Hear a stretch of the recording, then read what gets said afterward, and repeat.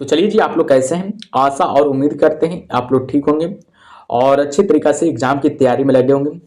तो आज की क्लास में देखने वाले हैं टॉपिक का नाम, जिसका नाम क्या है, याद रखिएगा, गांधी एवं उनके प्रारंभिक आंदोलन के बारे में देखने वाले हैं। गांधी एवं उनके प्रारंभिक आंदोलन के बारे में देखने वाले हैं, यानी कि कहने का मतलब याद रखिए गांधी युग के बारे में देखने वाले हैं, ठीक है। और तो चलिए क्लास को शुरू करते हैं। और आप लोग को पता होनी चाहिए ये जो क्लास है सभी एग्जाम के लिए फायदेमंद होगा, चाहे आप लोग यानी कि रेलवे की तैयारी कर रहे हैं, चाहे एसएससी की तैयारी कर रहे हैं, चाहे यूपीएसआई की तैयारी कर रहे हैं, चाहे बीपीएससी की तैयारी कर रहे हैं, चाहे ऑल स्टेट एग्जाम की तैयारी कर रहे हैं। याद रखिए सभी के लिए फायदेमंद क्लास होगा, ठीक है। और याद रखिएगा इस चैप्टर से आप लोग को पता होना चाहिए, इस टॉपिक से यानी कि 1 से 2 प्रश्न एग्जाम में बनता है, ठीक है। 1 से 2 प्रश्न याद रखिएगा एग्जाम में बनता है, ठीक है। तो सब लोग क्या करेंगे, पहले क्लास को शेयर कर लेंगे। और याद रखिएगा एक और टॉपिक हो चुका है जी, 1857 की क्रांति। 1857 की क्रांति के टॉपिक को कवर कर लिया गया।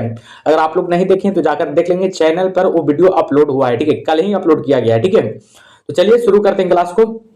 सब लोग क्या करेंगे, शेयर कर देंगे। देखिए थोड़ा सा जूम आउट कर लेते हैं इसको जी, ताकि आप लोगों को प्रॉपर तरीका से दिख सके, ठीक है। थोड़ा सा जूम करेंगे तब ना दिखेगा जी, ऐसे दिखेगा आप लोगों को।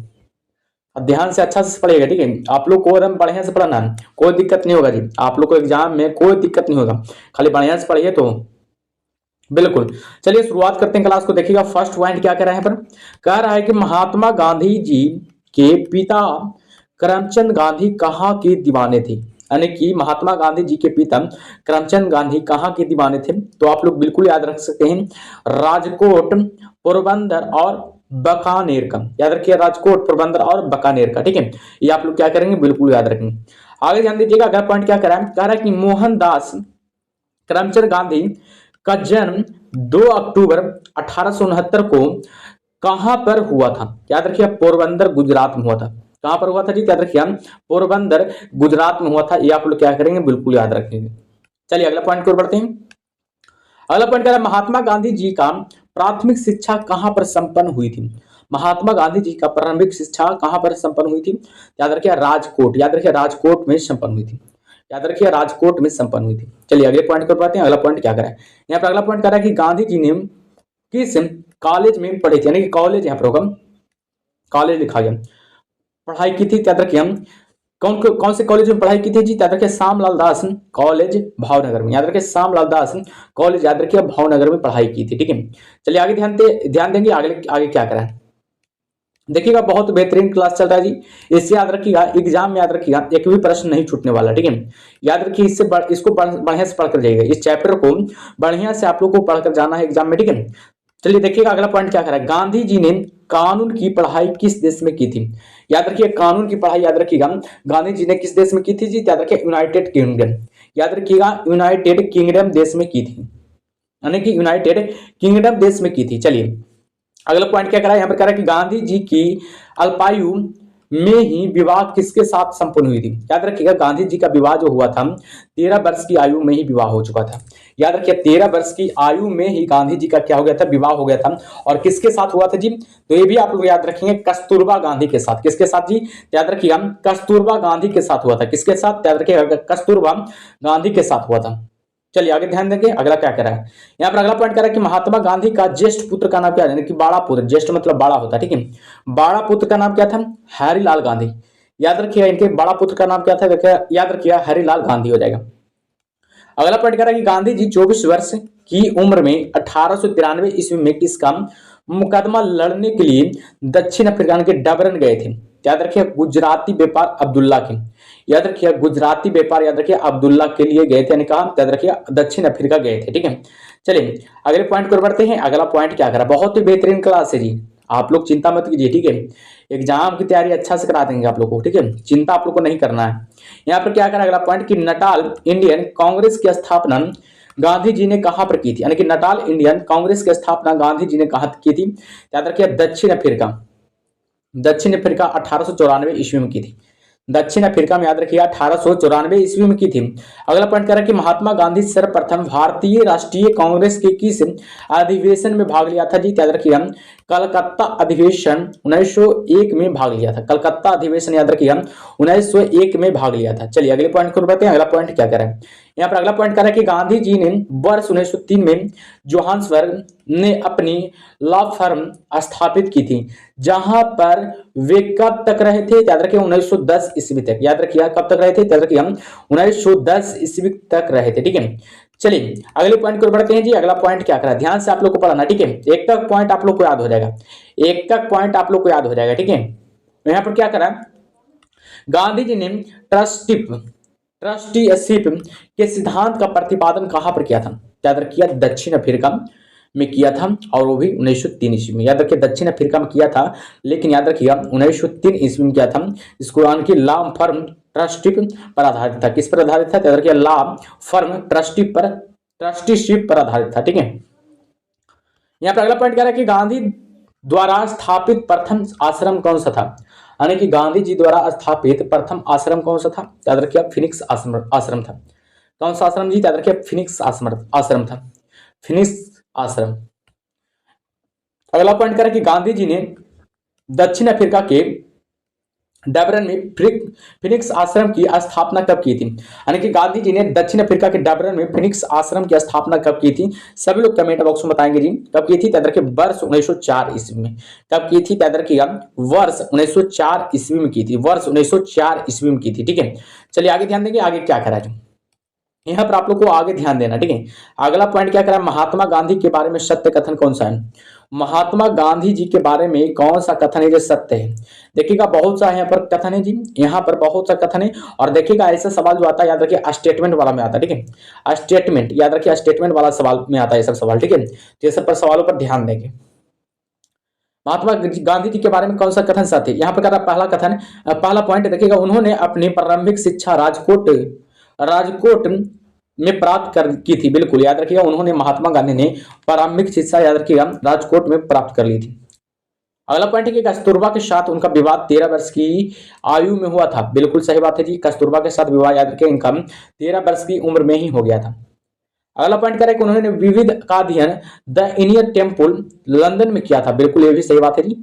अगला पॉइंट देखिएगा, वे रस्किन की पुस्तक अनटू द लास्ट से सर्वाधिक प्रभावित हुए थे। ये भी बिल्कुल सही बात है। ठीक है, ये भी बिल्कुल सही बात है। ठीक है, चलिए आगे ध्यान देंगे, आगे क्या करा है, अंतिम पॉइंट देखिएगा क्या करा है। यहाँ पर अंतिम पॉइंट करा है कि देखिएगा महात्मा गांधी द्वारा दक्षिण अफ्रीका में प्रकाशित पत्र का नाम क्या था। याद रखिएगा महात्मा गांधी ने दक्षिण अफ्रीका में जो प्रकाशित यानी कि पत्र क्या, पत्रिका का प्रकाशन क्या था, उसका नाम क्या था, इंडियन ओपिनियन। याद रखिए इंडियन ओपिनियन नाम था। एग्जाम में आप लोग से पूछा जा सकता है कि महात्मा गांधी द्वारा दक्षिण अफ्रीका में प्रकाशित पत्र का नाम क्या था जी, याद रखिएगा यानी कि इंडियन ओपिनियन नाम था। क्या था जी, याद रखिए इंडियन ओपिनियन नाम था। ठीक है, चलिए आगे ध्यान देंगे सब लोग, आगे क्या करा सब ध्यान से पढ़ेंगे। ठीक है, कोई हड़बड़ी में नहीं पड़ेगा जी, कोई हड़बड़ी में नहीं पढ़ेगा। ठीक है, चलिए ध्यान से पढ़ेंगे। क्लास बहुत मस्त है। ठीक है, हम अपने बोलते हैं, खुद ही बोलते हैं, आप लोग क्या बोलिएगा, क्लास बहुत मस्त है। ठीक है, क्लास बहुत मस्त है। ठीक है, और मेहनत भी मेरा मस्त है। ठीक है, इसी बात पर आप लोग क्या कीजिएगा, कमेंट बॉक्स में बता दीजिएगा कैसा लग रहा है क्लास। जो यहाँ पर कह रहा है कि दक्षिण अफ्रीका की किस रेलवे स्टेशन पर गांधी की ट्रेन से फेंका गया था। बताइए दक्षिण अफ्रीका के किस रेलवे स्टेशन पर गांधी को ट्रेन से फेंका गया था। याद रखिएगा पीटर मार्टिजबर्ग, याद रखिए पीटर मार्टिजबर्ग रेलवे स्टेशन पर फेंका गया था। चलिए आगे ध्यान दीजिएगा, यहाँ पर क्या करा है कि गांधी जी दक्षिण अफ्रीका में कितने वर्ष तक रहे थे। गांधी जी दक्षिण अफ्रीका में कितने वर्ष तक रहे थे, याद रखिएगा 21 वर्ष तक रहे थे। 1893 से लेकर के याद रखिएगा 1915 ईस्वी तक रहे थे। और याद रखिए 1915 ईस्वी में गांधी जी भारत लौट गए थे। ठीक है, 1915 ईस्वी में याद रखिएगा भारत लौट गए थे। चलिए आगे ध्यान दीजिएगा, यहाँ पर क्या करा कि गांधी जी ने सेवा धर्म कहां पर अपनाया था, यानी कि सेवा धर्म कहां पर अपनाया था। याद रखिए दक्षिण अफ्रीका में ही गांधी जी ने सेवा धर्म याद रखिए दक्षिण अफ्रीका में ही अपनाया था। अगला पॉइंट देखेंगे सब लोग, अगला पॉइंट क्या करा, यहाँ पर अगला पॉइंट करा कि मेरा प्रत्येक लघुत्तम कार्यकलाप उस द्वारा निर्देशित होता है जिससे मैं धर्म समझता हूं। यह कथन किसका है जी, याद रखिएगा महात्मा गांधी जी का एक कथन है। किसका है जी, याद रखिएगा महात्मा गांधी जी का एक कथन है। चलिए आगे ध्यान देंगे सभी लोग जी, सभी लोग यहाँ पर ध्यान देंगे, बहुत ही बेहतरीन क्लास है। यहाँ पर क्या करा, अगला पॉइंट कह रहा है कि गांधी जी के राम राज के युगल सिद्धांत कौन थे, यानी कि गांधी जी के राम राज के युगल सिद्धांत कौन थे जी, याद रखिए सत्य और अहिंसा हो जाएगा। कौन हो जाएगा जी, याद रखिए सत्य और अहिंसा को अपनाने वाले थे गांधी जी। याद रखिएगा, सत्य और अहिंसा को अपनाने वाले थे गांधी जी, याद रखिएगा। ठीक है, चलिए अगले पॉइंट पर बढ़ते हैं। अगला पॉइंट क्या करें, यहाँ पर अगला पॉइंट करें कि गांधी जी की दृष्टि में अहिंसा का अर्थ क्या होता है जी, याद रखिएगा, अहिंसा का अर्थ यही होता है कि सत्य की प्राप्ति का रास्ता, याद रखिए, सत्य की प्राप्ति का रास्ता। ठीक है, अगले पॉइंट पर बढ़ते हैं। अगला पॉइंट क्या कह रहा है, किसने सत्याग्रह शब्द को गढ़ा था, यानी कि किसने सत्याग्रह शब्द को गढ़ा था जी, याद रखिएगा, गांधी जी ने। गांधी जी ने, याद रखिए, सत्याग्रह शब्द को क्या कहता, गढ़ा था। चलिए अगले पॉइंट पर बढ़ते हैं। अगला पॉइंट क्या कहता है, गांधी जी का सत्याग्रह किन दो कार्यों से जुड़ा हुआ है, याद रखिए, सत्य और अहिंसा से जुड़ा हुआ, याद रखिए, किससे जुड़ा हुआ है, याद रखिए, सत्य और अहिंसा से जुड़ा हुआ। अगला पॉइंट देखिएगा, अगला पॉइंट क्या कह रहा है कि कोई सत्याग्रही ही अहिंसा द्वारा विजय प्राप्त कर सकता है, यानी कि कोई सत्याग्रही ही अहिंसा के द्वारा विजय प्राप्त कर सकता है। किस प्रकार कर सकता है जी, याद रखिए, अत्याचारियों की आत्मा को प्रभावित करते हुए। कैसे जी, याद रखिए, अत्याचारी की आत्मा को क्या करते हुए, याद रखिए, प्रभावित करते हुए। ठीक है, चलिए अगले पॉइंट पर बढ़ते हैं। सभी लोग अगले पॉइंट पर ध्यान देंगे, सभी लोग क्या करेंगे जी, अगले पॉइंट पर ध्यान देंगे और सेशन को आप लोग लाइक करते रहेंगे। ठीक है, सेशन को आप लोग लाइक नहीं करते हैं, लाइक करते रहेंगे। ठीक है, अगला पॉइंट कह रहा है कि गांधी जी की सत्याग्रह रणनीति में किससे सबसे अंतिम स्थान प्राप्त है, याद रखिए, हड़ताल को, याद रखिए, हड़ताल को, याद रखिए, सबसे अंतिम स्थान प्राप्त है। अगला पॉइंट क्या कर रहा है, यहाँ पर अगला पॉइंट क्या है कि गांधी जी के अनुसार हिंसा का क्रूरतम रूप है, याद रखिएगा, गरीबी का अस्थायित्व, क्या हो जाएगा, गरीबी का अस्थायित्व हो जाएगा। ठीक है, चलिए अगले पॉइंट पर बढ़ते हैं। अगला पॉइंट क्या कर रहा है, गांधी जी के अनुसार सही है, गांधी जी के अनुसार क्या सही है, देखिएगा, इतना बात है जो सही है जी, याद रखिए, गांधी जी, याद रखिएगा, इतना बात सही किए थे। ये सब याद रखिएगा, स्टेटमेंट में क्वेश्चन आएगा। ठीक है, ये सब जो क्वेश्चन याद रखिएगा स्टेटमेंट बेस में आएगा। ठीक है, देखिए, सत्याग्रही का उद्देश्य शत्रु का हृदय परिवर्तन करके उसे अपने अनुकूल बनाना, ये भी बात सही है जी। सत्याग्रही का सशस्त्र अहिंसा है, याद रखिए, सत्याग्रही का शस्त्र क्या है, अहिंसा है। सत्याग्रही का शस्त्र क्या है जी, याद रखिए, अहिंसा हो जाएगा।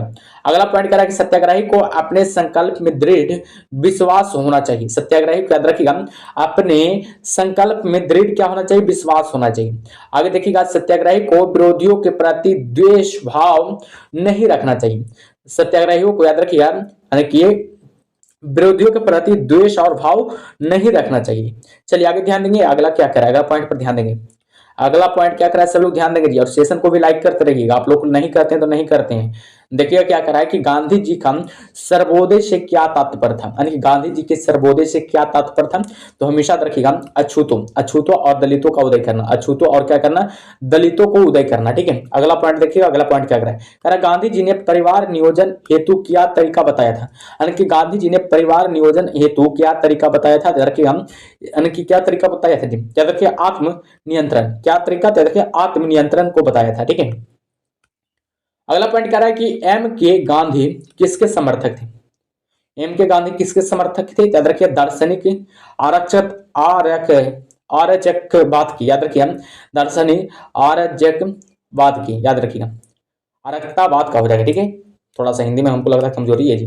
अगला पॉइंट क्या कह रहा है, गांधीवाद और मार्क्सवाद के बीच एक समान सहमति पाई जाती है, वह कौन सी है, याद रखिए, कौन सी हो जाएगा, एक अंतिम लक्ष्य के रूप में राज्यविहीन समाज, एक अंतिम लक्ष्य के रूप में, याद रखिएगा, एक राज्यविहीन समाज हो जाएगा। ठीक है, चलिए अगले पॉइंट पर ध्यान देंगे। अगला पॉइंट क्या करा है, देखिएगा, अगला पॉइंट क्या करा है, अंतिम पॉइंट यहाँ पर अगला पॉइंट करा है कि गांधी के संदर्भ में सत्य कथन कौन है, याद रखिए, गांधी के संदर्भ में सत्य यही कथन है कि समाजवादियों में एक व्यक्तिवाद और समाजवादियों में एक मार्क्सवादी, ये बात क्या है, सत्य है। ठीक है, चलिए अगले पॉइंट पर बढ़ते हैं जी। सभी लोग अगले पॉइंट पर क्या करेंगे, ध्यान देंगे। ठीक है, और सेशन को भी आप लोग लाइक करेंगे। अगला पॉइंट यहाँ पर क्या करा, सब लोग ध्यान से पढ़ेंगे।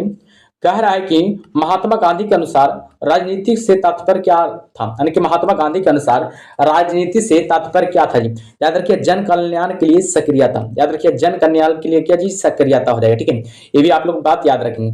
चलिए अगले पॉइंट पर ध्यान देंगे। अगला पॉइंट क्या करा, गांधी जी ने राजनीति को अपना प्रतिमान प्रस्तुत किया था, कौन सी विशेषता उसमें नहीं थी, याद रखिए, सत्ता की विशेषता, याद रखिएगा, उसमें नहीं थी। अगला पॉइंट क्या करा, अगला पॉइंट पर ध्यान देंगे। कह रहा है कि गांधी के राजनीतिक संगठन में उप ठेकेदारों का उपयोग करने की व्याख्या का सिद्धांत किसने प्रतिपादित किया था जी, याद रखिए, ज्यूडिस ब्राउन ने, किसने जी, याद रखिए, ज्यूडिस ब्राउन ने किया था, किसने किया था, याद रखिए, ज्यूडिस ब्राउन ने किया था। ठीक है, चलिए अगले पॉइंट पर ध्यान देंगे। अगला पॉइंट क्या है, कौन कहा करते थे कि गलत साधन हमें कभी भी सही उद्देश्य तक नहीं ले जा सकते हैं। याद रखिए एम, यानी कि महात्मा गांधी, एम के गांधी मतलब महात्मा गांधी हो जाएगा, ठीक है। याद रखिए महात्मा गांधी ने ये बात कहा करते थे, ठीक है। चलिए अगले पॉइंट को बढ़ते हैं। अगला पॉइंट क्या कह रहा है, सभी लोग अगले पॉइंट पर ध्यान देंगे। अगला पॉइंट कह रहा है, ध्यान से पढ़िएगा, कह रहा है कि कौन इस सिद्धांत के प्रबल समर्थक थे जो नैतिक दृष्टिकोण से गलत हैं, वह राजनीतिक दृष्टिकोण से कभी सही नहीं हो सकता है। याद रखिए एम के गांधी ने यह बात भी कहा था। याद रखिए इसका समर्थक कौन था, याद रखिए एम के गांधी, यानी कि महात्मा गांधी हो जाएगा। चलिए अगले पॉइंट पर बढ़ते हैं। अगला पॉइंट क्या करा, गांधी जी के जीवन दर्शन कार्य पद्धति पर सर्वाधिक प्रभाव किनका था। याद रखिए किनका प्रभाव था जी, याद रखिए जॉन रस्किन और डेविड थोरो और लियो टॉल्स्टॉय का। याद रखिएगा जॉन रस्किन और डेविड थोरो और लियो टॉल्स्टॉय का इनका क्या था सर्वाधिक प्रभाव था। ये आप लोग क्या कीजिएगा, बिल्कुल याद रखिएगा। चलिए आगे ध्यान देंगे, आगे क्या करें, सभी लोग क्या करेंगे जी, आगे ध्यान देंगे। अगला पॉइंट क्या कर रहा है, ये देखिएगा बाबू एनसीईआरटी पर आधारित क्वेश्चन से, ठीक है। ये सब जो वन लाइनर है ना, याद रखिए एनसीईआरटी पर आधारित है। चलिए क्या करा, महात्मा गांधी ने कहा था कि उनकी कुछ सबसे गहन धारणाएं अनटू दिस लास्ट नामक पुस्तक में प्रतिबंधित होती है, और इस पुस्तक ने उनके जीवन को बदल डाला। इस पुस्तक का वह संदेश क्या था जिसने महात्मा गांधी को बदल डाला था। याद रखिएगा इसका जो सही उत्तर हो जाएगा क्या हो जाएगा, व्यक्ति का कल्याण सबके कल्याण में निहित है। याद रखिए व्यक्ति का जो कल्याण है, याद रखिए सबके कल्याण में क्या है, निहित है। ये आप लोग क्या करेंगे, बिल्कुल याद रखिए। अगला पॉइंट क्या रखा है, मोहनदास करमचंद गांधी किसके लिए सर्वाधिक जाने जाते हैं, यानी कि मोहनदास करमचंद गांधी किसके लिए सर्वाधिक जाने जाते हैं जी। याद रखिए हम इसका जो सही उत्तर हो जाएगा, भारतीय स्वतंत्रता की प्राप्ति हेतु निष्क्रिय विरोध करने के लिए जाने जाते थे। याद रखिएगा भारतीय स्वतंत्रता की प्राप्ति हेतु निष्क्रिय विरोध करने के लिए जाने जाते थे, ठीक है। चलिए आगे ध्यान दीजिएगा, आगे क्या करा, सब लोग क्या करेंगे, तो आगे ध्यान देंगे और सेशन को भी लाइक कीजिए, आप लोग लाइक नहीं लगता करते हैं। देखिएगा अगला पॉइंट क्या करा है यहाँ पर, अगला पॉइंट क्या रहा है कि हिंद स्वराज किसने लिखी थी। हिंद स्वराज किसने लिखी थी, याद रखिए महात्मा गांधी ने। हिंद स्वराज याद रखिए महात्मा गांधी ने लिखा था। अब देखिएगा बिहार दरोगा में सवाल आया कि नहीं, सुबह ही ने पढ़ाए जी, सुबह पढ़ाए कि नहीं, बिहार दरोगा में याद रखिए सवाल आ चुका है, ठीक है। अब बहुत बार आया भी है, ध्यान देंगे। अगला पॉइंट क्या कह रहा है यहाँ पर, अगला पॉइंट कह रहा है कि देखिए ध्यान से, यहाँ पर अगला पॉइंट क्या कह रहा है कि महात्मा गांधी ने किस वर्ष हिंद स्वराज लिखी थी। याद रखिए 1909 में याद रखिए हिंद स्वराज लिखी थी। चलिए अगले पॉइंट पर बढ़ते हैं। अगला पॉइंट क्या कह रहा है, किस भाषा के हिंद स्वराज नामक पुस्तक लिखी गई थी। याद रखिए गुजराती भाषा में याद रखिएगा हिंद स्वराज पुस्तक को लिखी गई थी। चलिए अगले पॉइंट पर बढ़ते हैं। अगला पॉइंट क्या कह रहा है, महात्मा गांधी के पदार्पण से पूर्व भारत में राष्ट्रीय आंदोलन की दिशा को किन अंतरराष्ट्रीय घटनाओं ने प्रभावित किया था। तो आप लोग ध्यान दीजिएगा यहाँ पर, याद रखिएगा 1898 के इटली एविसियन युद्ध ने, याद रखिए 1858 के इटली अविसिनिया युद्ध ने, और चीन के बक्सर आंदोलन ने, और आयरलैंड के क्रांतिकारी आंदोलन ने, और याद रखिए रूस जापान के युद्ध में जापान की विजय ने। ये भी आप लोग क्या करेंगे, बिल्कुल याद रखें। अगला पॉइंट क्या कर रहा है कि मोहनदास करमचंद गांधी 2 दशक विदेश में रहने के बाद किस वर्ष भारत वापस आए थे जी। याद रखिएगा किस वर्ष, याद रखिए 1915 ईस्वी में आए थे, ठीक है। चलिए अगले पॉइंट पर बढ़ते हैं। अगला पॉइंट क्या कह रहा है कि वर्ष 1915 के किस महीने में महात्मा गांधी ने नस्लवादी शासन के खिलाफ अपने सफल आंदोलन के बाद आखिरकार दक्षिण अफ्रीका से वापसी की थी। याद रखिएगा 9 जनवरी 1915 को, 9 जनवरी 1915 को। और 9 जनवरी को हम लोग कौन सा दिवस मनाते हैं जी, याद रखिए हम प्रवासी दिवस मनाते हैं, ठीक है। प्रवासी भारतीय दिवस कब मना जाते हैं, याद रखिए 9 जनवरी को ही मनाते हैं, ठीक है। चलिए आगे ध्यान देंगे सभी लोग, आगे क्या करा है यहाँ पर देखिएगा अगला पॉइंट क्या करा है यहाँ पर, अगला पॉइंट कह रहा है कि देखिएगा कह रहा है महात्मा गांधी किसको अपना राजनीतिक गुरु या उपदेशक मानते थे। गोपाल कृष्ण गोखले को। ये भी बहुत बार सवाल आ चुका है एग्जाम में, ठीक है। अगला पॉइंट क्या कह रहा है कि किसने महात्मा गांधी को आदेशित किया था कि भारत में वह प्रथम वर्ष खुले कानून एवं मुंह बंद कर व्यतीत करे। याद रखिए गोपाल कृष्ण गोखले ने, किसने कहा था, रखिए गोपाल कृष्ण गोखले ने कहा था, ठीक है। चलिए अगले पॉइंट को बढ़ते हैं। अगला पॉइंट क्या करा, बहुत ही बेहतरीन क्लास है जी, याद रखिए यूट्यूब पर नहीं मिलेगा ऐसा क्लास, आप लोग देख लीजिएगा कहीं पर खोज लीजिएगा, ऐसा वन लाइनर पॉइंट कहीं नहीं मिलेगा, ठीक है, कहीं पर नहीं मिलेगा। चलिए देखिए क्या कह रहा है पर, कह रहा है कि देखिए अगला पॉइंट कह रहा है क्या, ध्यान से पढ़िएगा। यहाँ पर अगला पॉइंट करा कि भारतीय राजनीतिक में प्रवेश के पूर्व 1 वर्ष तक देश में पर्यवेक्षक एवं विद्यार्थी के रूप में रहने की सलाह गांधी जी को किसने दी थी जी? तो रखिए गोपाल कृष्ण गोखले ने।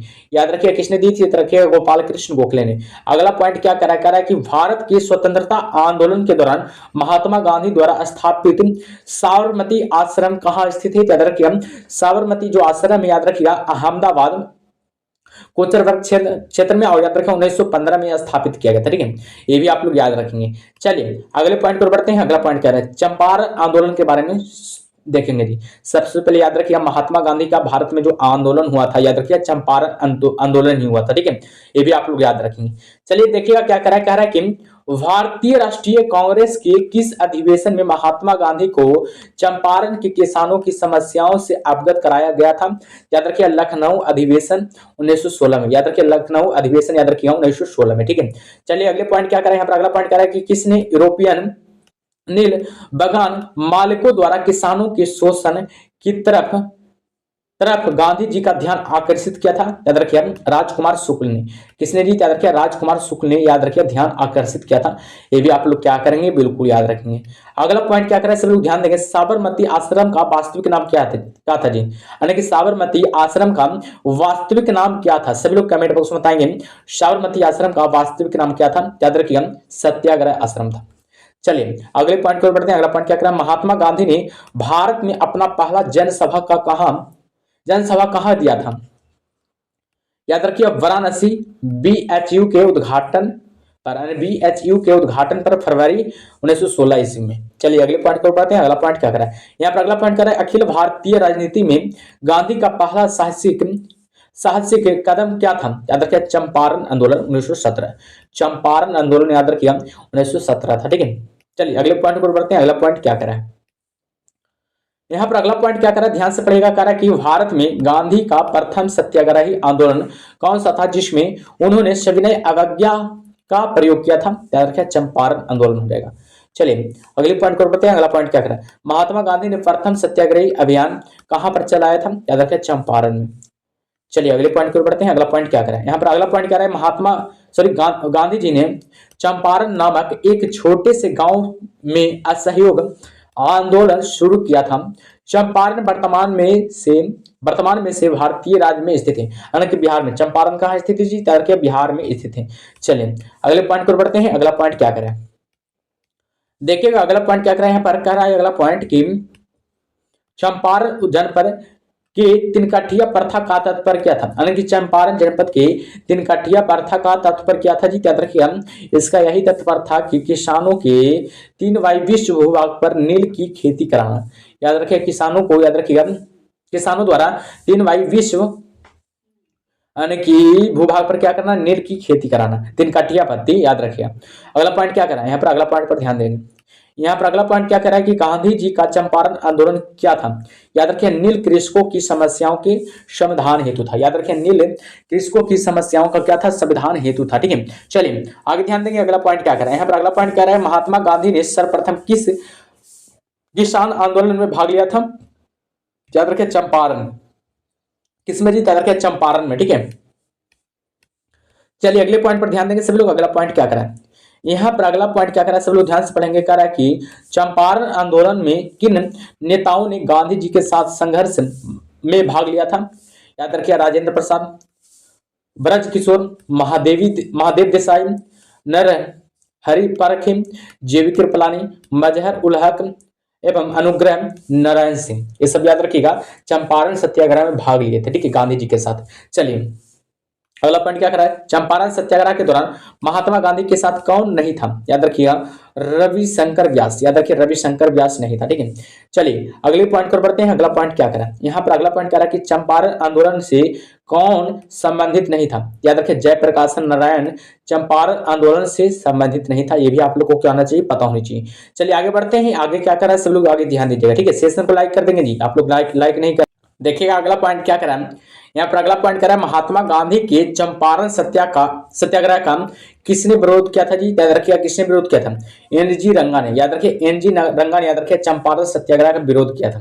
अगला पॉइंट क्या करा है यहाँ पर, अगला पॉइंट करा कि गांधी जी ने बंद हुआ मजदूरों को मुक्त कराने का अभियान कहां से आरंभ किया था जी? याद रखिए चंपारण से, याद रखिए चंपारण से, याद रखिए तिनकाठिया प्रणाली को अति किया था। अगला पॉइंट क्या कर रहा है, चंपारण सत्याग्रह का अति महत्वपूर्ण पहलू क्या था? याद रखिए चंपारण सत्याग्रह का अति महत्वपूर्ण पहलू क्या था? याद रखिए भारत के राष्ट्रीय आंदोलन में किसान असंतोष का सम्मिलित होना। याद रखिएगा भारत के राष्ट्रीय आंदोलन में किसान असंतोष का क्या होना? सम्मिलित होना। अगला पॉइंट क्या करा है कि चंपारण नील आंदोलन के राष्ट्रीय नेता कौन थे? यानी कि चंपारण नील आंदोलन के राष्ट्रीय नेता कौन थे जी? याद रखिए महात्मा गांधी हो जाएंगे। कौन थे? याद रखिए हम महात्मा गांधी हो जाएंगे। ये आप लोग को क्या आना चाहिए? पता होनी चाहिए। चलिए आगे ध्यान देंगे सभी लोग, आगे क्या करें यहाँ पर अगर आगे क्या करा सब लोग ध्यान देंगे। कह रहा है कि चंपारण सत्याग्रह के संबंध में सत्य कथन कौन है जी? याद रखिए यह किसानों से जुड़ा था। याद रखिए जो चंपारण सत्याग्रह था, याद रखिएगा किसानों से जुड़ा था, बिल्कुल सही बात है। इसे तिनकठिया प्रथा के विरुद्ध संचालित किया गया था, बिल्कुल ये भी याद रखिएगा, इसे तिनकठिया प्रथा के विरुद्ध याद रखिए संचालित किया गया था। अगला पॉइंट देखिएगा, डॉक्टर राजेंद्र प्रसाद तथा जेबी कृपलानी ने इनमें एम के यानी कि एम के गांधी का सहयोग दिया था, बिल्कुल ये भी सही बात है। ठीक है, ये सब जो क्वेश्चन आएगा ना, पता है स्टेटमेंट वाला क्वेश्चन आएगा, स्टेटमेंट वाला क्वेश्चन आएगा, याद रखिएगा। ठीक है, और याद रखिए ये जो क्लास है एनसीईआरटी पर आधारित है। ठीक है, एनसीईआरटी पर क्लास आधारित है। ठीक है, तो सभी लोग क्या करेंगे? ध्यान से पढ़ेंगे। चलिए आगे ध्यान देंगे। यहाँ पर आगे क्या करें, चंपारण कृषि जांच समिति, याद रखिए चंपारण कृषि जांच समिति के अध्यक्ष कौन थे? याद रखिए एफ जी असलाई थे। कौन थे जी? याद रखिए एफ जी असलाई थे। सचिव कौन थे? याद रखिएगा एम ई एल टैनर थे। आगे देखिए सदस्य कौन थे? याद रखिए महात्मा गांधी, राजा हरिप्रसाद नारायण सिंह और डीजे रेड थे, एल सी आदामी थी और जी रैनी थी। ये सब नहीं पूछा जा सकता है एग्जाम में, सब नहीं पूछा जा सकता, लेकिन इसमें है तो पढ़ाया जाता है। हम लोग हम पढ़ाएंगे इन्हें भाई, इसमें है यानी कि तो इसको पढ़ाएंगे ना जी, बिल्कुल। देखिए अगला पॉइंट क्या कराएं, अगला पॉइंट करा कि बागान मालिकों के साथ समझौते के तौर पर गांधी ने उनके द्वारा किसानों में वसूल की गई अवैध राशि वापस लौटाने पर सहमति प्रकट की। उनके द्वारा कितने प्रतिशत राशि वापस लौटानी थी? याद रखिए 25% राशि, याद रखिए वापस लौटानी थी।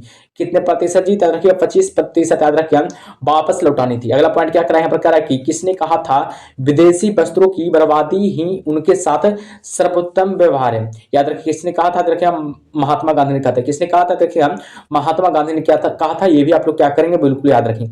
किसने कहा था जी? याद रखें महात्मा गांधी ने कहा था। ठीक है, चलिए सब लोग अगले पॉइंट पर ध्यान देंगे जी। अगला पॉइंट क्या करें, देखिएगा कहेंगे कि इतना बड़ा बड़ा क्वेश्चन सर, बिल्कुल इतना बड़ा बड़ा क्वेश्चन आता है एग्जाम में। ठीक है, इतना बड़ा बड़ा क्वेश्चन आता है। ठीक है, देखिए क्या करें, कोई सरकार तब तक सेवा का उपकरण है जब तक वह लोग की इच्छा और सहमति पर आधारित है। जब वह जनता को जबरदस्ती झुकाने का प्रयास करती है तब वह दमन का औजार बन जाती है। इसलिए जिस समय जनता में उससे आतंक का भय समाप्त हो जाता है, चाहे वह कानून का है या अस्त्र शस्त्रों का है, तब वह दमन भी समाप्त हो जाता है। यह कथन किसका है जी? याद रखिए महात्मा गांधी जी का कथन है। ये किसका कथन है जी? याद रखिए महात्मा गांधी जी का कथन है। ये आप लोग क्या करेंगे? प्रॉपर तरीका से याद रखेंगे। ठीक है, ये आप लोग क्या करेंगे जी? प्रॉपर तरीका से याद रखेंगे। ठीक है, चलिए अगले पॉइंट को बढ़ते हैं। अगला पॉइंट क्या करें, गांधी के नाम के पहले महात्मा कब जोड़ा गया था? याद रखिए चंपारण सत्याग्रह के दौरान। याद रखिए चंपारण सत्याग्रह के दौरान याद रखिएगा महात्मा जोड़ा गया था। ये भी आप लोग क्या करेंगे? बिल्कुल याद रखेंगे। गांधी के याद रखिएगा गांधी के नाम के पहले महात्मा कब जोड़ा गया था? याद रखिएगा चंपारण सत्याग्रह में जोड़ा गया था। ये भी आप लोग क्या करेंगे? बिल्कुल याद रखेंगे। चलिए आगे ध्यान देंगे सभी लोग, आगे क्या करें। यहाँ पर देखिए अगला पॉइंट क्या करा है, किसने गांधी को सर्वप्रथम महात्मा के तौर पर संबोधित किया था जी? किसने महात्मा गांधी को सर्वप्रथम महात्मा के तौर पर संबोधित किया था जी? याद रखिएगा रविंद्रनाथ टैगोर ने।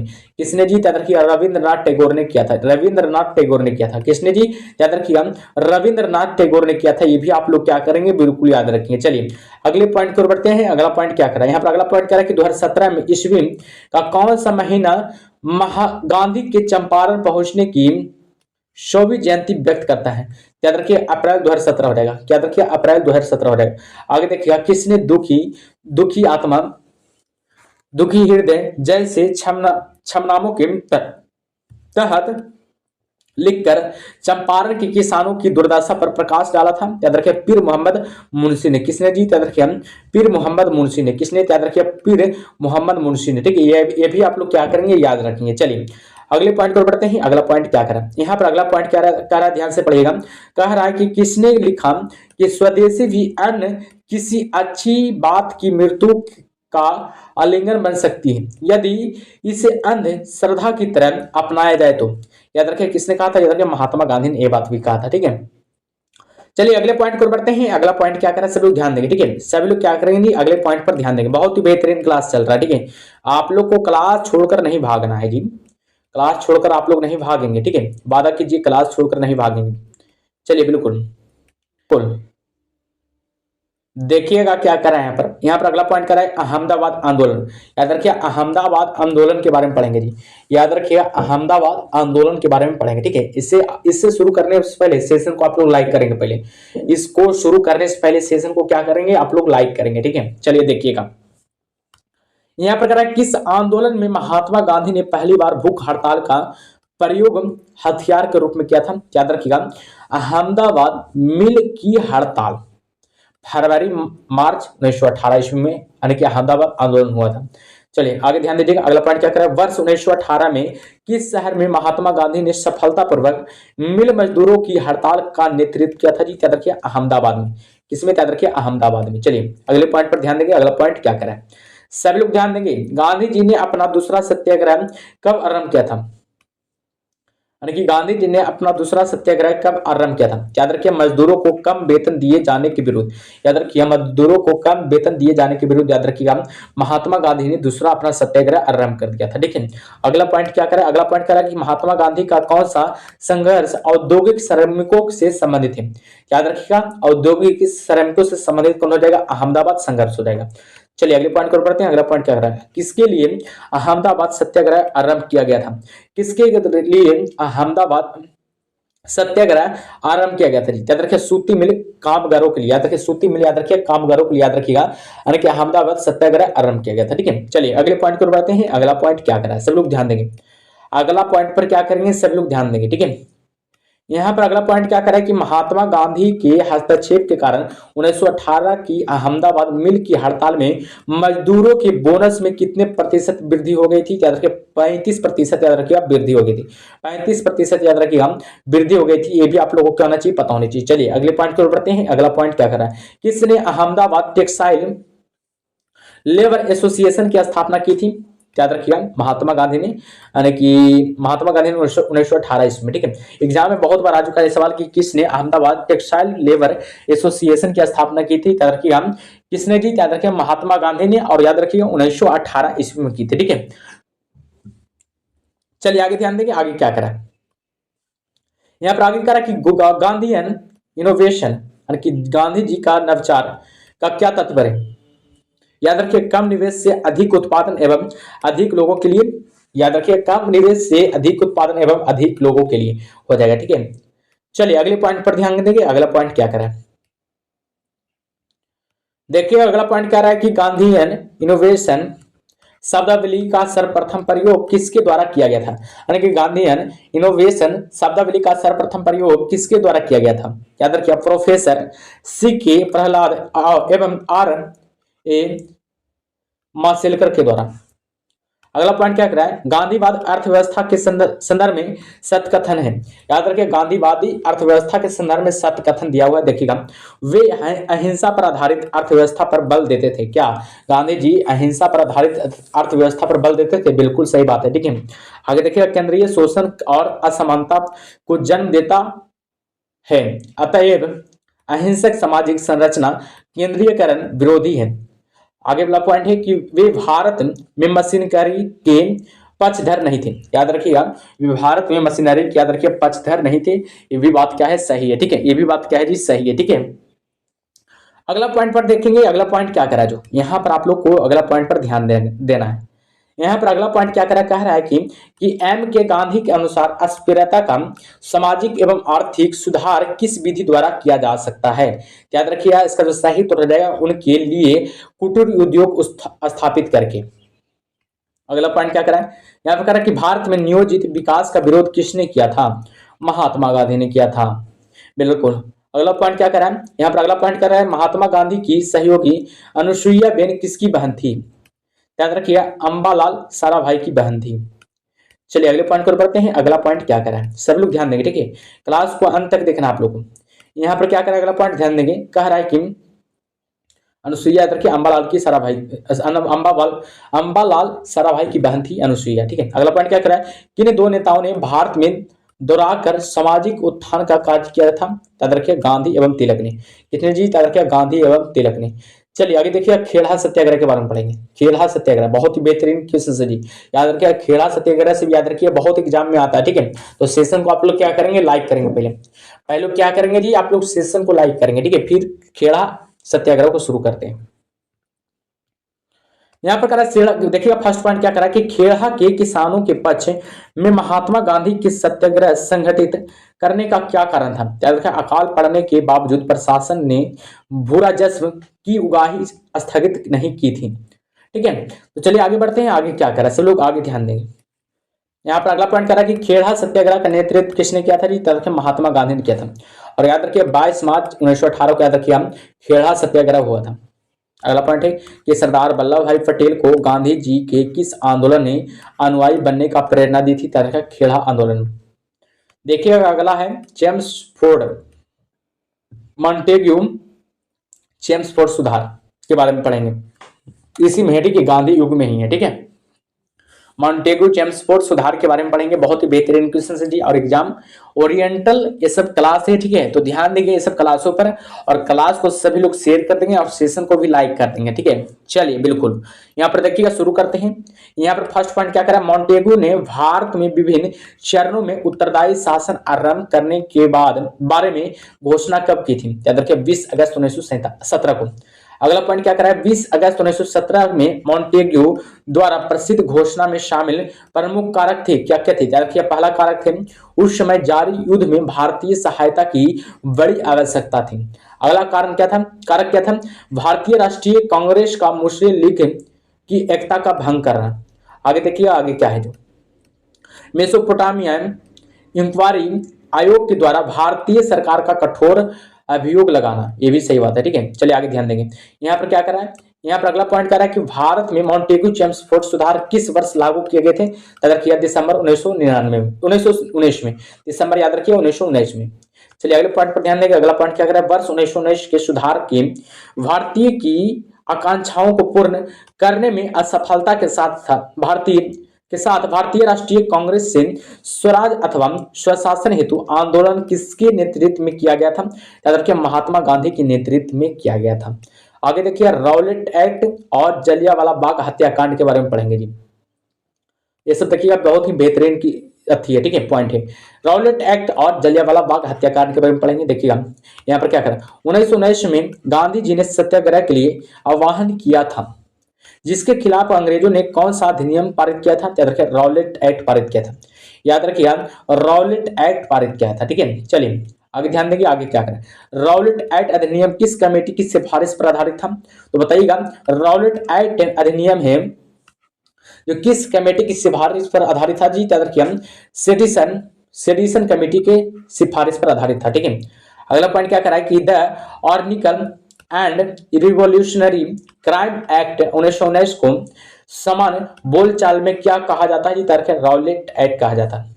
आगे देखिए रॉलेट एक्ट लाने का क्या प्रयोजन था, यानी रॉलेट एक्ट लाने का क्या प्रयोजन था, सभी लोग बताएंगे, बिल्कुल याद रखिएगा राष्ट्रीय एवं क्रांतिकारी गतिविधियों पर रोक लगाना।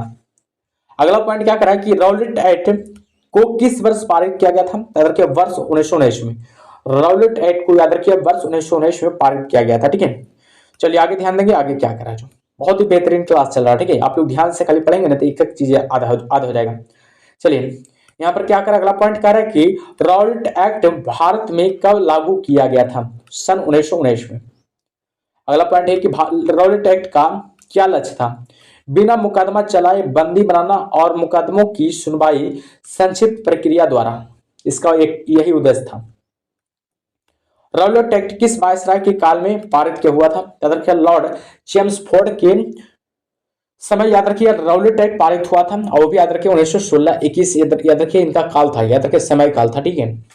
आगे देखिएगा रॉलेट एक्ट अधिनियम 1919 समेकित रूप से क्या था, यानी कि राउलेट एक्ट अधिनियम समेकित रूप से क्या था जी, याद रखिएगा, इसने राजनीतिक गतिविधियों को दबा दिया और राजनीतिक कैदियों को बिना किसी मुकदमे के 2 वर्ष तक हिरासत में रखने की अनुमति दी। ठीक है, ये सब याद रखिए, ये सब जो अनुमति देता है याद रखिए राउलेट एक्ट के तहत ये सब होता है। ठीक है, ये सब जो होता है याद रखिए राउलेट एक्ट के तहत होता है। ठीक है, चलिए आगे ध्यान देंगे, आगे क्या करें सभी लोग ध्यान देंगे। ठीक है, और सेशन को भी लाइक कर देंगे। ठीक है, चलिए यहाँ पर देखते हैं आगे अगला पॉइंट क्या करा। जो यहाँ पर हम लोग अगला पॉइंट पर ध्यान देंगे। ठीक है, सेशन को आप लोग लाइक करेंगे, जो भी सेशन को लाइक नहीं कर रहे हैं लाइक करेंगे। ठीक है, और चैनल को भी क्या करेंगे जी, सब्सक्राइब कर देंगे।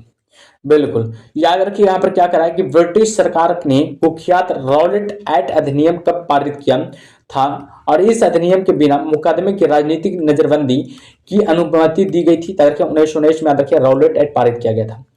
अगला पॉइंट क्या करा, भारतीय स्वतंत्रता संग्राम के दौरान रॉलेट एक्ट ने किस कारण से सार्वजनिक रोष उत्पन्न किया था। याद रखिए इसने लोगों को बिना मुकदमा चलाए जेल भेजने के लिए अधिकृत किया था। चलिए आगे ध्यान देंगे, अगला पॉइंट क्या करा है, जो सभी लोग ध्यान देंगे। ठीक है, यहां पर अगला पॉइंट क्या रहा है कि रॉलेट एक्ट का भारतीय राष्ट्रीय कांग्रेस ने विरोध किया क्योंकि इसका लक्ष्य क्या था, व्यक्तिगत स्वतंत्रता को सीमित करना, यानी कि सीमित करना। अगला पॉइंट क्या करा, रॉलेट एक्ट के विरोध में किसने लगान न देने का आंदोलन चलाने का सुझाव दिया था। याद रखिए स्वामी श्रद्धानंद ने। याद रखिए स्वामी श्रद्धानंद ने। चलिए अगले पॉइंट पर बढ़ते हैं। अगला पॉइंट क्या करा, अखिल भारतीय राजनीति में गांधी जी का पहला साहसिक कदम क्या था। याद रखिए रॉलेट सत्याग्रह।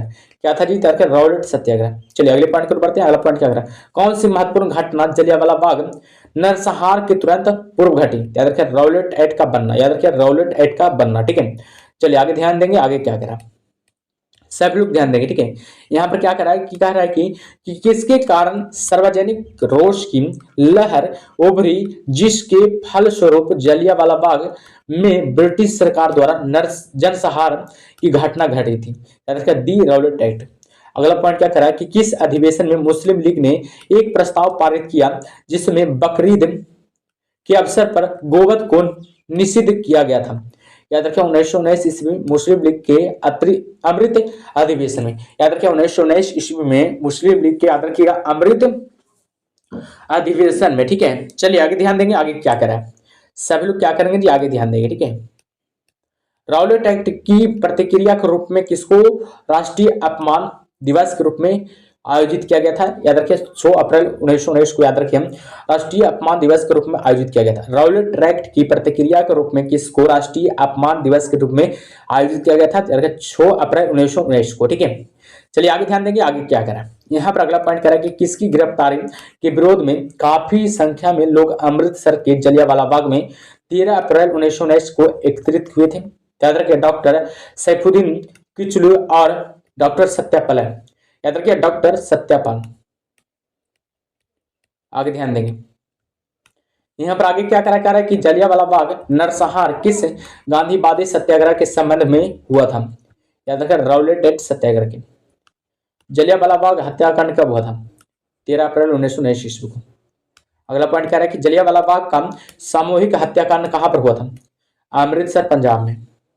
अगला पॉइंट करा कि जलियांवाला बाग हत्याकांड का आदेश किसने दिया था, माइकल ओडायर। चलिए आगे ध्यान देंगे, किस त्योहार के दिन जलियांवाला बाग हत्याकांड हुआ था, बैसाखी त्योहार के दिन। याद रखिएगा बैसाखी त्योहार के दिन। किस त्योहार के दिन जलियांवाला बाग हत्याकांड हुआ था, बैसाखी त्योहार के दिन। अगला पॉइंट कह रहा है 1919 ईस्वी में जगन ने जलियांवाला बाग कांड के समय भारत का वायसराय कौन था, लॉर्ड चेम्सफोर्ड। याद रखिए समय इनका 1916 से 1921 ईस्वी तक रहे थे। अगला पॉइंट क्या करा, किस घटना के बाद महात्मा गांधी ने असहयोग आंदोलन को अपनी हिमालय जैसी भूल बताई थी। याद रखें जलियांवाला बाग हत्याकांड के बाद 14 अप्रैल 1919 ईस्वी को नाडिया में मार्शल लॉ के दौरान सत्याग्रह को। चलिए आगे ध्यान देंगे, आगे क्या करा देखिएगा। अगला पॉइंट क्या करा है, कह रहा है कि किसने जलियांवाला बाग हत्याकांड का जानबूझकर की गई क्रूर हत्या कहा था। याद रखें दीनबंधु CF एंड्रूज ने। अगला पॉइंट कह रहा है कि किसको मॉन्टेग्यू ने निवारक हत्या के नाम से विशेषकृत किया था, जलियांवाला बाग नरसंहार को। अगला पॉइंट कह रहा है कि जलियांवाला बाग हत्याकांड के विरोध में वायसराय की कार्यकारिणी परिषद की सदस्यता किसने इस्तीफा दे दिया था, शंकर नायर ने। चलिए अगले पॉइंट पर ध्यान देंगे। अगला पॉइंट क्या करा, जो सेशन को भी लाइक कर देंगे जी, प्लीज आप लोग से अनुरोध है कि सेशन को लाइक कर दीजिए। यहाँ पर क्या करा, जलियांवाला बाग हत्याकांड 1919 में पंजाब में हुए अत्याचारों से अपने विरोध के रूप में किस विख्यात व्यक्ति ने ब्रिटिश सरकार द्वारा प्रदान की गई नाइटहुड की उपाधि को वापस लौटा दिया था? याद रखिए, रविंद्रनाथ टैगोर ने। अगला पॉइंट क्या करा, जलियांवाला बाग हत्याकांड की जांच के लिए बनाई गई समिति का नाम क्या था? याद रखिए, हंटर कमीशन। अगला पॉइंट क्या करा, जलियांवाला बाग नरसंहार पर कांग्रेस जांच समिति की रिपोर्ट के प्रारूप लिखने का कार्य किसने सौंपा था? किसे सौंपा गया था? महात्मा गांधी को।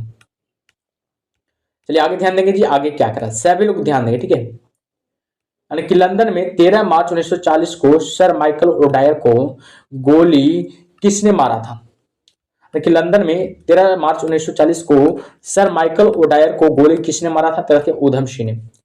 अगला पॉइंट क्या करा, सब लोग ध्यान देंगे, प्रमुख घटनाएं और उनके वर्ष। देखिएगा, प्रमुख घटनाएं इधर दिया हुआ है और इधर वर्ष दिया हुआ है। प्रमुख घटनाएं इधर दिया हुआ है, इधर वर्ष दिया हुआ है। देखिएगा क्या कर रहा है, the anarchical and revolutionary act कब आया था? तो मार्च 1919 में। इसको रॉलेट एक्ट कहा जाता है। यहाँ पर क्या कह रहा है कि डॉक्टर सत्यपाल एवं सैफुद्दीन कुचुल की गिरफ्तारी कब हुआ था? याद रखें 9 अप्रैल 1919 को। जलियांवाला बाग नरसंहार याद रखें 13 अप्रैल 1919 को। रविंद्रनाथ टैगोर द्वारा नाइटहुड की उपाधि परित्याग किया गया था 30 मई 1919 को। आगे ध्यान देंगे, आगे क्या करा, यहाँ पर अगला पॉइंट करेंगे, रविंद्रनाथ टैगोर द्वारा नाइटहुड की उपाधि परित्याग किया गया 30 मई 1919 को। मॉन्टेगू चेम्सफोर्ड सुधार की घोषणा 1919 को हुआ था। कांग्रेस का अमृत अधिवेशन याद रखिए दिसंबर 1919 को।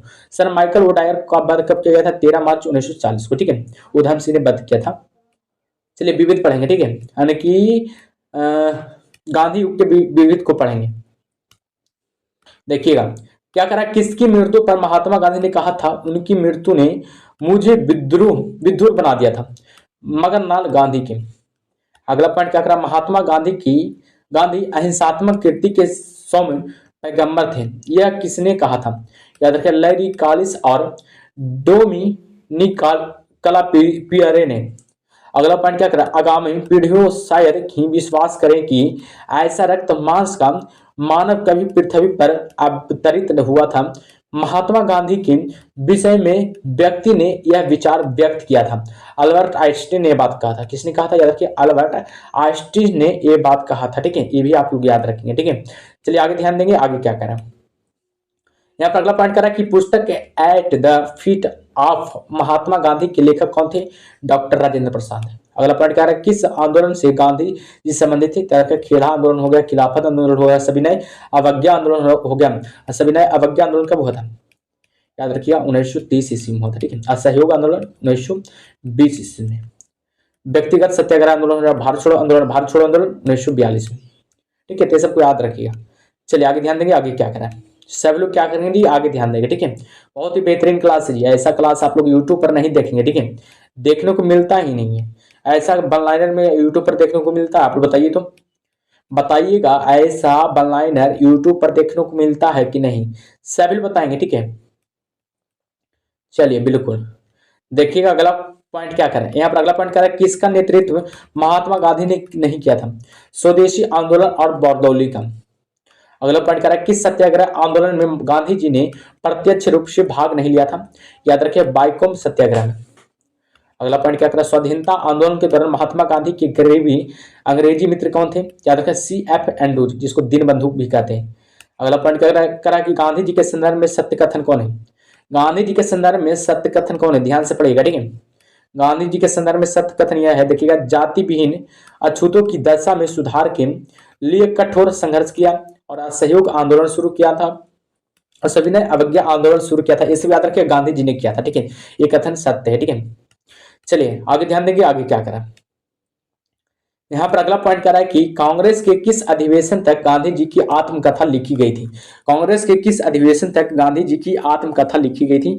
याद रखिए, नागपुर अधिवेशन 1920 में, ठीक है। चलिए, माई एक्सपेरिमेंट विथ ट्रूथ के लेखक कौन है? महात्मा गांधी।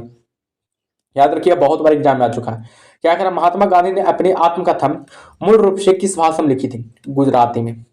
चलिए आगे ध्यान देंगे, आगे क्या करें, सभी लोग आगे ध्यान देंगे। महात्मा गांधी आत्मकथा के विषय में सत्य, देखिए, तिनकाठिया प्रथा का इसमें वर्णन है, सत्याग्रह शब्द की उत्पत्ति का वर्णन इसी में है और इसमें इंडियन ओपिनियन समाचार पत्र का भी वर्णन है। अगला पॉइंट क्या करा, गोखले माई पॉलिटिकल गुरु पुस्तक किसने लिखी, याद रखें एम के गांधी ने। अगला पॉइंट क्या करा, दक्षिण अफ्रीका से लौटने के पश्चात महात्मा गांधी ने किस संगठन की सदस्यता ग्रहण की थी, याद रखें होम रूल लीग की, 28 अप्रैल 1920 की। ठीक है, चलिए आगे ध्यान देंगे, आगे क्या करें। अगला पॉइंट क्या है, किस लेखक ने महात्मा गांधी को प्रोफेशनल रीडर्स की संज्ञा दी थी, मार्टिन ग्रीन ने। अगला पॉइंट क्या कह रहा है कि गांधी जी ने राष्ट्रवाद मुंह दिन पर दिन किन की ओर मोड़ा, याद रखें आम जनता की ओर। अगला पॉइंट क्या कर रहा है, महात्मा गांधी किया छत्तीसगढ़ में प्रथम आगमन कब हुआ था, याद रखें 20 दिसंबर 1920 को धमतारी रामपुर में। ठीक है, चलिए देखिएगा महात्मा गांधी के जीवन की प्रमुख घटनाएं को देखिएगा एक यहीं पर, और देखिएगा इससे आप लोग को एक सवाल जरूर बनेगा। ठीक है, इससे आप लोग को एक सवाल बनेगा, महात्मा गांधी के जीवन की प्रमुख घटनाएं, घटना के इधर नाम दिया हो, इधर वर्ष का नाम दिया हो। चंपारण आंदोलन 1917 में, अहमदाबाद मिल हड़ताल याद रखें फरवरी मार्च 1918 में, खेड़ा आंदोलन 22 मार्च 1918 में, असहयोग आंदोलन 1920-22 में तो याद रखिए असहयोग आंदोलन को रोका गया था, यानी कि जो हुआ था चौरी चौरा कांड, जिसमें पुलिस लोग को गति कर दिया था, जला दिया था। बरदौली सत्याग्रह 1928, सविनय अवज्ञा आंदोलन 1930, सविनय अवज्ञा आंदोलन 1930 हो जाएगा। भारत छोड़ो आंदोलन याद रखिए 1942 हो जाएगा। तो इतना आप लोग को देखिएगा, यानी कि गांधी युग से संबंधित प्रश्न था। तो आप लोग बताएंगे जी कैसा लगा क्लास, आज की क्लास कैसा लगा, और आप लोग कमेंट बॉक्स में जरूर बताएंगे कि अगला टॉपिक पर किस टॉपिक पर वीडियो बनाया जाए, अगला किस टॉपिक पर वीडियो बनाया जाए। किसी पर आप लोग बोल सकते हैं, साइंस में भी बोल सकते हैं और फिजिक्स में भी साइंस में भी बोल सकते हैं, और याद रखिएगा कि पॉलिटी हो गया चाहे हिस्ट्री हो गया, सभी में बोल सकते हैं आप लोग। ठीक है, तो अगला टॉपिक किस पर वीडियो बनाया जाए सब लोग कमेंट बॉक्स में जरूर बताएंगे। ठीक है, तो मिलते हैं अगले क्लास में, तब तक के लिए ओके बाय।